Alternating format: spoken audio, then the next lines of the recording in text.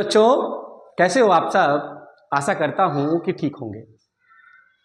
और ये जो समय है, ये नवंबर का 20 नवंबर से लेके अभी दिसंबर ही बहुत समय बचा हुआ है। तो ये समय भारतवर्ष में मांगलिक कार्यक्रम के लिए प्रसिद्ध हो गया है। 20 नवंबर से ही मांगलिक कार्यक्रम स्टार्ट हो गया है, लगन जिसे कहते हैं। और सभी लोग, चाहे बच्चे हों चाहे अध्यापक हों, सभी किसी न किसी लगन में व्यस्त रहे होंगे। मैं भी उसी तरह किसी पारिवारिक कार्यक्रम में व्यस्त था। एक हफ्ते तक आपकी क्लास नहीं चल पाई, इसके लिए क्षमा प्रार्थी हूँ। और आज से फिर से जो सीरीज चल रही थी कंटिन्यू चलेगी। और आज 26 नवंबर है और 26 नवंबर को का दिन जो है बहुत ही महत्वपूर्ण है, स्वर्णिम अक्षरों में लिखा जाएगा, क्योंकि आज ही 26 नवंबर को हमारे संविधान लिखकर तैयार हो गया था। 26 नवंबर 1949 को 2 वर्ष 11 महीने 18 दिन के बाद 26 नवंबर 1949 को भारतीय संविधान लिखकर तैयार हो गया, जो कि 26 जनवरी 1950 को लागू हुआ। तो 26 नवंबर इसलिए प्रसिद्ध है क्योंकि 26 तारीख को ही हमारा संविधान बनकर तैयार हुआ था। उसी दिन से हम संविधान दिवस के रूप में मनाते हैं। एक महत्वपूर्ण सूचना कि जो बच्चे यूपीपी के रिटन क्वालिफाई कर लिए हैं उनके लिए शुभकामनाएं। और अगला जो पड़ाव उनका है वह है फिजिकल और रनिंग। दिसंबर के पहले वीक से आपकी रनिंग स्टार्ट हो जाएगी। तो अभी जो रेगुलर नहीं हो पाए हैं रनिंग में या फिजिकल में, वो लोग अभी भी समय है आपके पास। आप लोग रेगुलर रूप से रनिंग करते रहें, क्योंकि समय दोबारा नहीं आता है। इतनी बड़ी वैकेंसी दोबारा नहीं आएगी। तो आपको बस एक सीट लेना है। आपको इस द्वंद्व में नहीं पढ़ना है कि इस कैटेगरी की इतनी सीटें, इस कैटेगरी की इतनी सीटें, टोटल इतनी सीटें, मेरा कहाँ होगा। बस आपको एक सीट से मतलब है। रिटन क्वालिफाई कर लिए, आपके कितने नंबर थे कोई महत्व नहीं है। बस आप अपना फिजिकल टेस्ट और आप रनिंग निकाल लीजिए, तो आने वाले समय में आप उत्तर प्रदेश पुलिस में कांस्टेबल होंगे। तो अभी से मेहनत स्टार्ट करिए। फिर से एक बार शुभकामनाएं जो बच्चे रिटन क्वालिफाई कर लिए हैं। दूसरा, उत्तर प्रदेश पीसीएस का एग्जाम 22 दिसंबर को है और 13 दिसंबर को आपका बिहार पीसीएस का एग्जाम है। तो आपके पास भी समय नहीं है अब। तो जो बच्चे रिवीजन मोड में हैं वो रिवीजन करें, साथ ही साथ करंट पे ज़्यादा ध्यान दें, क्योंकि करंट का जो सिनेरियो है, बहुत ज़्यादा प्रश्न जो है आजकल करंट से पूछे जा रहे हैं। तो करंट पे ज़्यादा फोकस करिए और अपनी तैयारी को आगे बढ़ाते रहिए। तो चलिए अब देर नहीं करते हैं और आज की क्लास स्टार्ट करते हैं। अभी तक हमने प्राचीन इतिहास में, लुसेंट वाली सीरीज में प्राचीन इतिहास में हमने मौर्योत्तर काल तक पढ़ा था।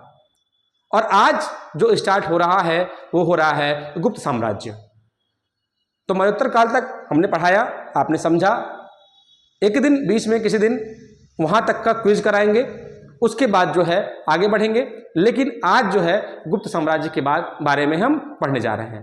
तो गुप्त साम्राज्य, वास्तव में गुप्त साम्राज्य जब स्टार्ट होता है और पूरे इतिहास का स्वर्णिम युग कहा जाता है गुप्त साम्राज्य को।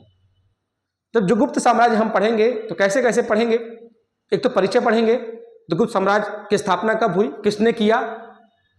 उसके बाद किसी भी साम्राज्य के बारे में जब हमने पढ़ा था तो उसकी राजनीतिक व्यवस्था, सामाजिक व्यवस्था, प्रशासनिक व्यवस्था, आर्थिक व्यवस्था और एग्रीकल्चर के बारे में हम लोगों ने पढ़ा था।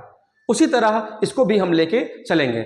गुप्त साम्राज्य से ही रिलेटेड बहुत सारे प्रश्न एग्जामिनेशन में पूछे जाते हैं। तो ये भी जो चैप्टर है काफ़ी महत्वपूर्ण है आपके एग्जामिनेशन पॉइंट ऑफ व्यू से। तो इसको भी छोड़ना नहीं, आपको अच्छे से पढ़ना है। ठीक है, तो गुप्त साम्राज्य स्टार्ट करते हैं। तो पहले बात करेंगे गुप्त साम्राज्य के परिचय की। गुप्त साम्राज्य को हम भारतीय इतिहास का स्वर्ण युग कहा जाता है। ठीक है, जब भारतीय इतिहास स्टार्ट होता है उसे स्वर्णिम युग अगर कहा जाए तो सबसे पहले भारतीय इतिहास में स्वर्णिम युग कौन सा हो जाएगा बच्चा? स्वर्णिम युग होगा, क्या होगा? गुप्त साम्राज्य। ठीक है, तो स्वर्णिम युग किसका कहा जाएगा? भारतीय इतिहास का। इसका जो उदय है वो 3री शताब्दी के अंत में, कहां पे? कौशांबी। कौशांबी कहां पड़ता है बच्चा? प्रयागराज के कौशांबी में क्या हुआ था? गुप्त साम्राज्य का उदय हुआ था। ठीक है, गुप्त साम्राज्य का उदय हुआ था। प्रश्न पूछता है कि गुप्त साम्राज्य के संस्थापक कौन है? तो पहला प्रश्न बन गया आपका, मोस्ट इंपॉर्टेंट प्रश्न है, मोस्ट इंपॉर्टेंट प्रश्न है कि गुप्त साम्राज्य का जो संस्थापक है वो कौन है। तो गुप्त साम्राज्य का संस्थापक कौन है बच्चा? श्रीगुप्त है। श्रीगुप्त ने गुप्त साम्राज्य की स्थापना की। प्रश्न पूछता है किस सन में स्थापना की? तो 240 ईस्वी में गुप्त साम्राज्य की स्थापना होती है और श्रीगुप्त स्थापना करते हैं और संस्थापक माने जाते हैं और उनका कार्यकाल जो है बेटा 240 से 280 ईस्वी तक था। बहुत सारे प्रश्न नहीं पूछते हैं क्योंकि गुप्त साम्राज्य में सबसे ज्यादा प्रश्न चंद्रगुप्त प्रथम से पूछता है। बस श्रीगुप्त के बारे में इतना ही पूछता है कि संस्थापक कौन थे गुप्त साम्राज्य के। तो संस्थापक कौन हो गए बच्चा? श्रीगुप्त हो गए। कब हुए? 240 ईस्वी में इन्होंने स्थापना की और इनका शासनकाल था 240 से 280 ईस्वी तक। इतना भी नहीं जानते हैं तो आप इतना जानिए संस्थापक कौन थे? श्रीगुप्त थे। बहुत ज्यादा फैक्ट पे भी ज्यादा नहीं जाना है, इतना जानिए संस्थापक कौन थे? श्रीगुप्त। फिर पूछता है कि श्रीगुप्त के उत्तराधिकारी कौन थे? तो उनके उत्तराधिकारी थे बच्चा घटोत्कच। कौन थे? घटोत्कच। इतना जानना है, उनके उत्तराधिकारी घटोत्कच और इनका जो शासनकाल रहा है 280 से 320 ईस्वी तक इनका शासनकाल रहा है घटोत्कच का। ठीक है, तो पहला प्रश्न, गुप्त साम्राज्य की स्थापना कब हुई? 240 ईस्वी में। किसने किया था? श्रीगुप्त ने किया था और उनके उत्तराधिकारी कौन हो गए बच्चे? घटोत्कच। और गुप्त साम्राज्य भारतीय इतिहास का स्वर्ण युग माना जाता है। तो 3 से 4 प्रश्न आपके इन्हीं 3-4 लाइनों में आपके फैक्ट हो गए। इससे रिलेटेड आसान या कठिन क्वेश्चन बनाया जा सकता है। घटोत्कच के जो उत्तराधिकारी थे वो थे बच्चे चंद्रगुप्त प्रथम। सबसे महान शासक गुप्त साम्राज्य का अगर माना जाए बच्चा तो गुप्त साम्राज्य का सबसे महान शासक जो कौन है बच्चा? चंद्रगुप्त प्रथम है और इसी के समय में गुप्त संवत की शुरुआत हुई। प्रश्न पूछता है गुप्त संवत की शुरुआत किस समय में हुई? तो गुप्त संवत की शुरुआत जो है चंद्रगुप्त प्रथम के समय में हुई। और चंद्रगुप्त प्रथम कब राजगद्दी पर बैठा? तो चंद्रगुप्त प्रथम बैठा बच्चा 320 ईस्वी में। ठीक है, चंद्रगुप्त प्रथम 320 ईस्वी में गुप्त साम्राज्य की गद्दी पर बैठता है और यह गुप्त साम्राज्य का सबसे महान एवं प्रतापी शासक है। प्रश्न पूछेगा गुप्त साम्राज्य का सबसे महान एवं प्रतापी शासक कौन है? तो गुप्त साम्राज्य का सबसे महान और प्रतापी शासक चंद्रगुप्त प्रथम है और इसने ही क्या कहता है? गुप्त संवत की शुरुआत की। 3 प्रश्न बन गए। सबसे महान व प्रतापी शासक। ठीक है, कुछ विशेषताएं थी इनके शासनकाल में, उनकी बात करेंगे। जो चंद्रगुप्त प्रथम थे उनका सबसे बड़ा विशेषता यह थी कि वो चाहते थे राज्य का विस्तार हो। बेटा जब भी हम विस्तार की बात करते हैं या किसी राजा के प्रतापी और महान होने की बात करते हैं, इसका मतलब यह हुआ कि वो राजा अपना साम्राज्य बढ़ाने की बात करेगा। वो राजा अपने साम्राज्य में सामाजिक व्यवस्था जो होगी, धार्मिक व्यवस्था होगी, काफी अच्छी होगी, तब वो शासक जो क्या होता है बच्चा? महान बनता है। जब शासक महान बनता है, प्रतापी बनता है, इसका मतलब है उसका शासन में उसका क्या होता है? दबदबा होता है और अपने विस्तार के लिए बहुत सारे युद्ध लड़ता है और उस युद्ध को जीत कर या सबको पराजित कर कर अपना एक शासन स्थापित करता है, इसलिए उसे महान एवं प्रतापी कहा जाता है। उसी तरह चंद्रगुप्त प्रथम जो है महान प्रतापी थे और उन्होंने राज्य विस्तार की नीति में सबसे पहले उन्होंने क्या किया था? सामरिक विवाह। प्रश्न आया कि सामरिक विवाह होता क्या है बच्चा? राज्य के विस्तार करने के लिए चंद्रगुप्त प्रथम ने सामरिक विवाह का प्रचलन लाया। सामरिक विवाह का मतलब होता है कि कोई राजा यदि अपने सैन्य शासन या अपनी राजनीतिक व्यवस्था को बढ़ाना चाहता है, कूटनीतिक संबंध स्थापित करना चाहता है दूसरे राज्यों से, तो क्या करता था? सामरिक विवाह करता था। सामरिक विवाह के द्वारा उसकी सैन्य शक्ति, उसकी राजनीतिक शक्ति को अपनी तरफ खींचता था। क्या करता था? उसमें उस राजा की बेटी से या उस राजा की राजकुमारी से बेटी से क्या करता था? विवाह करता था। वही विवाह क्या हो जाता था? सामरिक विवाह होता था। और जब विवाह होता था तो वो जो सत्ता थी क्या होती थी? उसके शासनकाल में अटैच हो जाती थी। वही कहलाता था बच्चा सामरिक विवाह। तो सामरिक विवाह की शुरुआत किसने की? चंद्रगुप्त प्रथम में। सामरिक विवाह की स्टार्टिंग कहां से हुई? गुप्त साम्राज्य में हुई।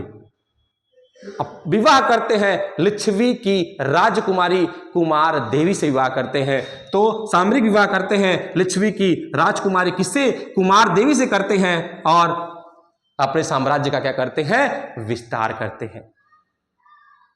तो राजनीतिक विस्तार हो रहा है, राज्य का विस्तार हो रहा है किसके शासनकाल में? चंद्रगुप्त प्रथम के शासनकाल में। किस माध्यम से? सामरिक विवाह के माध्यम से। सामरिक विवाह क्या होता है उसके बारे में हम डिटेल में बता चुके हैं। यहां तक क्लियर हो बच्चों? चलिए अब बात करते हैं इनकी राजधानी की। चंद्रगुप्त के काल में, गुप्त काल में राजधानी क्या थी? तो राजधानी बट्टा क्या थी? पाटलिपुत्र थी। वर्तमान में पटना जो देखते हो वही पाटलिपुत्र चंद्रगुप्त प्रथम की क्या थी? राजधानी थी। बच्चा जिस मेहनत से पढ़ाया जा रहा है उस मेहनत से पढ़ो, ताबड़तोड़ पढ़ो कि कोई एग्जाम आपका रुक ना पाए। उसके लिए पढ़ना पड़ेगा, उसके लिए क्वेश्चन सॉल्व करने पड़ेंगे, तभी जाके आप सफल होंगे। तो पढ़िए, मेहनत करिए, इतना मेहनत कर दीजिए कि कोई भी क्वेश्चन आपसे छूटे ना। तो कोई भी आयोग हो, चाहे वो लोक सेवा आयोग हो, चाहे अपर लोक सेवा आयोग हो, चाहे राज्य अधीनस्थ आयोग हो, कोई भी एग्जाम होगा आप छूटेगा नहीं यदि आप ताबड़तोड़ मेहनत करें। ठीक है, चलिए आगे बढ़ते बेटा। इन्हीं के काल में सिक्कों की शुरुआत होती है। गुप्त काल के सिक्कों की शुरुआत हो रही है और उन्हीं के काल में, गुप्त काल में जो सिक्कों की शुरुआत हो रही है वो कौन से सिक्के हैं? सोने के सिक्के। सोने के सिक्कों का सर्वप्रथम प्रयोग किस काल में हुआ था? तो सोने के सिक्के का प्रयोग दिनार, जिसको क्या कहते थे बेटा? दिनार कहते थे। कब हुआ था? पहली बार सोने के सिक्कों का प्रयोग चंद्रगुप्त प्रथम के शासनकाल में हुआ था। सोच लीजिए एक ऐसा समय जहां सोने के सिक्के आयात निर्यात के लिए चल रहे हैं, आदान प्रदान के लिए क्या चल रहे हैं? सोने के सिक्के चल रहे हैं। आज सोने का भाव कितना बढ़ गया है? 1 लाख रुपए, 80,000 रुपए, 90,000 रुपए बढ़ता चला जा रहा है। सोच लीजिए 10 ग्राम के सिक्के चल रहे थे उस समय, तो उस समय कितना महत्व रहा होगा। सोने के सिक्के कोई मोल नहीं था। आज उसी सोने का सिक्का अगर है तो बहुत मोल है। ठीक है, तो चंद्रगुप्त के शासनकाल में पहली बार सोने के सिक्के, और उसको क्या कहते थे? दिनार के नाम से जानते थे। दिनार सिक्का क्या कहता है? तो प्रश्न उत्तर में आ जाएगा, दिनार क्या होता है? सोने का सिक्का। किसके शासनकाल में? चंद्रगुप्त प्रथम के शासनकाल में। तो एक ही फैक्ट से 3 से 4 क्वेश्चन। दिनार क्या है? सोने का सिक्का। किसके शासनकाल में? चंद्रगुप्त प्रथम के शासनकाल में। पहली बार सोने के सिक्के किसने चलाए? चंद्रगुप्त प्रथम ने सोने के सिक्के चलाए। पहली बार सोने का सिक्का किस साम्राज्य में चला? पहली बार सोने का सिक्का चला है गुप्त साम्राज्य में चला। यहां तक जानने में कोई दिक्कत, कोई परेशानी नहीं हुई होगी। ठीक है, यही नहीं, उस सोने के सिक्कों पर चंद्रगुप्त प्रथम, चंद्रगुप्त और कुमार देवी की जो छवि है, जो फोटो है, वो क्या होती है? उत्कीर्ण थी। देखते हो ना आजकल बर्थडे पड़ता है लोगों का, ग्लास पे फोटो लगा दिया जाता है, कप पे, कॉफी मग पे फोटो लगा दिया जाता है, यहां तक कि टी शर्ट पे फोटो लगा दिया जाता है। तो वो समय ऐसा था जब फोटो लगाया जाता, किसका? राजा और रानी का। किस पे? सिक्कों पर। तो किसके सिक्कों पर? जो सोने के सिक्के चंद्रगुप्त प्रथम के शासनकाल में चले थे उसमें चंद्रगुप्त प्रथम एवं लिच्छवी की राजकुमारी कुमार देवी की छवि उत्कीर्ण थी उस सोने के सिक्कों पर। यहां तक क्लियर हो बच्चों? तो ये था चंद्रगुप्त प्रथम के बारे में। फिर आते हैं चंद्रगुप्त प्रथम का जो उत्तराधिकारी है वो बच्चा कौन है? समुद्रगुप्त। प्रश्न, पहला प्रश्न, चंद्रगुप्त प्रथम का उत्तराधिकारी समुद्रगुप्त।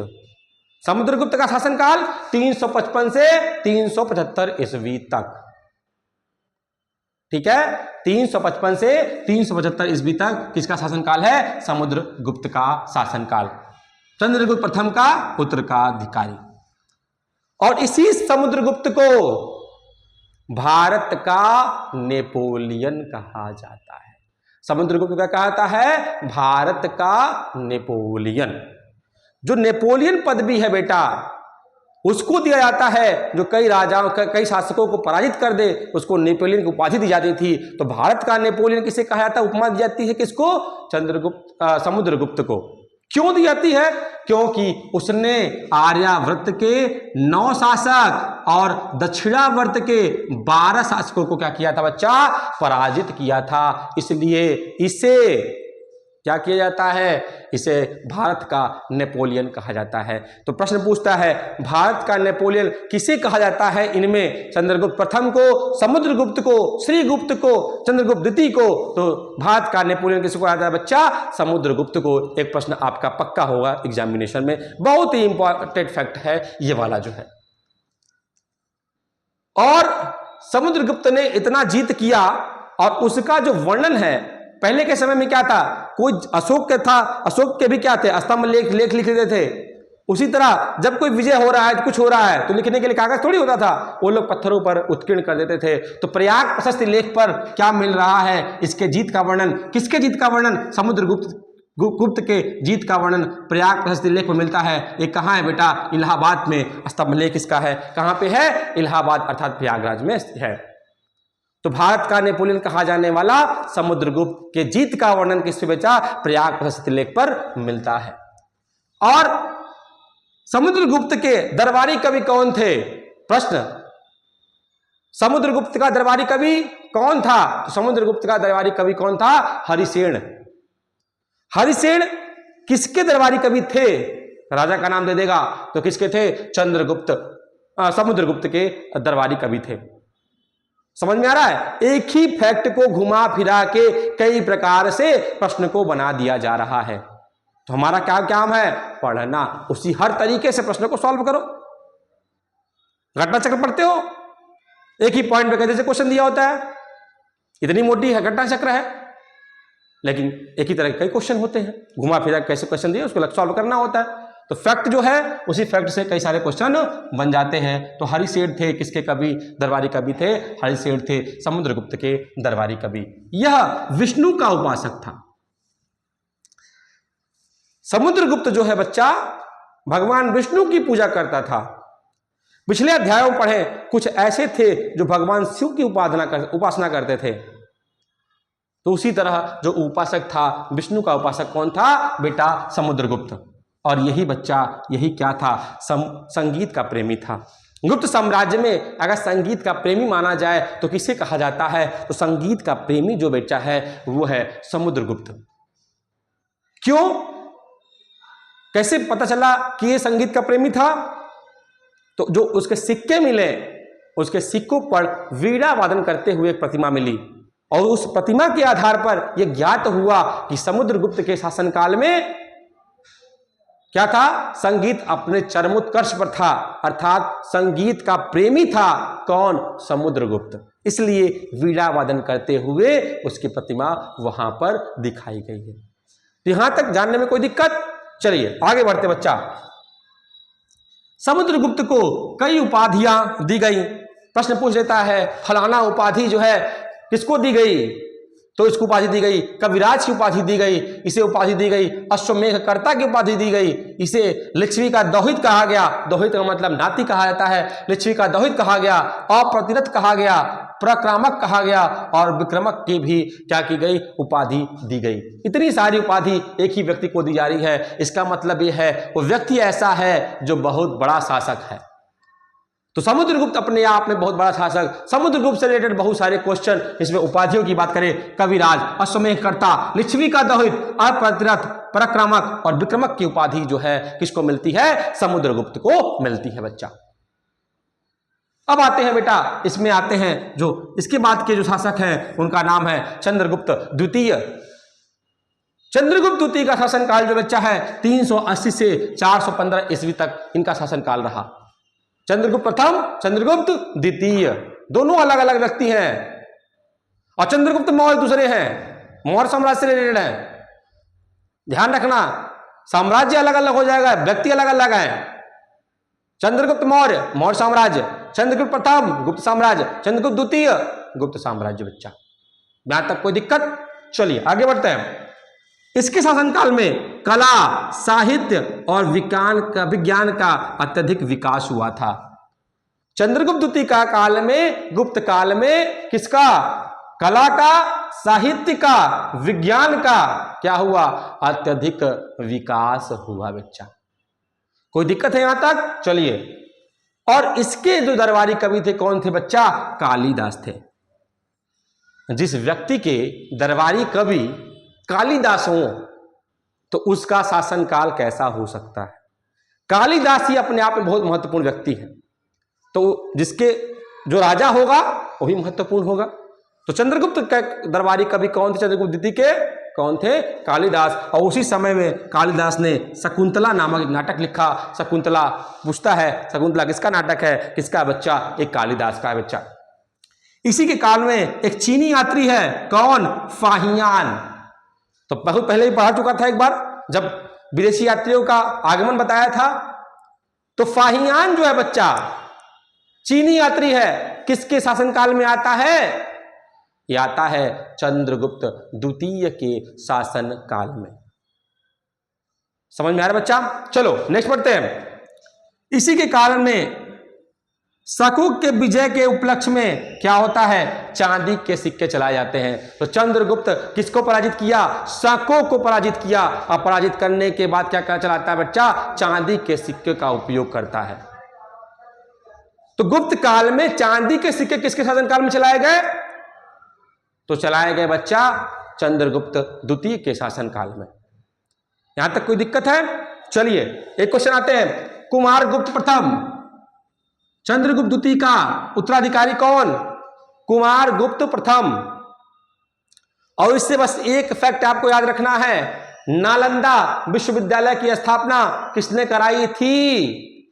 तो नालंदा विश्वविद्यालय की स्थापना कुमारगुप्त के शासनकाल में हुई थी। ठीक है, कुमारगुप्त के शासनकाल में नालंदा विश्वविद्यालय की स्थापना होती है और उनके उत्तराधिकारी होते हैं गोविंदगुप्त। तो कुमारगुप्त का उत्तराधिकारी कौन है बच्चा? गोविंदगुप्त है। फिर आते हैं इसी गुप्त साम्राज्य में एक और प्रतापी राजा है, इसका नाम है स्कंदगुप्त। और इसका शासनकाल जो बच्चा है 455 से 467 ईस्वी तक। स्कंदगुप्त का जो शासनकाल है 455 से 467 ईस्वी तक ये शासन करता है गुप्त साम्राज्य में। और जो सुदर्शन झील की बात किए थे बच्चा, अशोक की बात किए थे, मौर्य साम्राज्य में बात किए थे, वही सुदर्शन झील का पुनरुद्धार कराता है कौन? स्कंदगुप्त। स्कंदगुप्त जो है सुदर्शन झील का पुनरुद्धार कराया था। कमेंट बॉक्स में बताइएगा जो सुदर्शन झील के संबंध किन किन राजाओं से रहा है उसके बारे में आप कमेंट बॉक्स में बताइएगा, क्योंकि कई बार इसको आपको बताया जा चुका है। ठीक है बच्चा? चलिए, पर्णदत्त गवर्नर नियुक्त किया स्वराष्ट्र का। उस समय का जो स्वराष्ट्र था उसका गवर्नर पर्णदत्त को नियुक्त किया। किसने? स्कंदगुप्त ने। कब? 455 से 467 ईस्वी के बीच में। और इसी के काल में हूणों पर क्या करते हैं बच्चे? आक्रमण हुआ था। जो हूण थे, जो विदेशी थे हूण, उनके पर आक्रमण किसके काल में हुआ बच्चा? हूणों पर आक्रमण जो हुआ इसी के काल में हुआ। किसके? स्कंदगुप्त के काल में। यहां तक क्लियर है? अब पूछता है कि गुप्त साम्राज्य का अंतिम शासक कौन था? तो गुप्त साम्राज्य का अंतिम शासक बच्चा कौन है?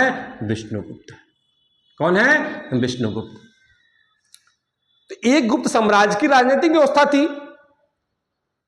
आगे वाली क्लास में प्रशासनिक व्यवस्था की बात करेंगे, सांस्कृतिक व्यवस्था की बात, धार्मिक व्यवस्था की बात करेंगे। तो राजनीतिक व्यवस्था में श्रीगुप्त से शुरू होकर विष्णुगुप्त तक खत्म होने वाला गुप्त साम्राज्य अपने आप में महत्वपूर्ण भूमिका निभा रहा है, जिसमें सबसे बड़ा प्रतापी राजा कौन है? चंद्रगुप्त प्रथम।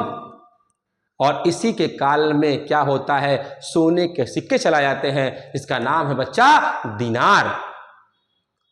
और इसी के शासनकाल में गुप्त संवत की शुरुआत होती है।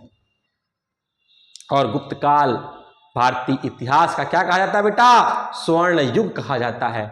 ऐसा साम्राज्य जिसको इतिहास में स्वर्ण युग के नाम से जाना जाए, तो वास्तव में वो जो साम्राज्य है अपने आप में बहुत बड़ा साम्राज्य है और उसका जो विस्तार है काफी बड़े क्षेत्र में है।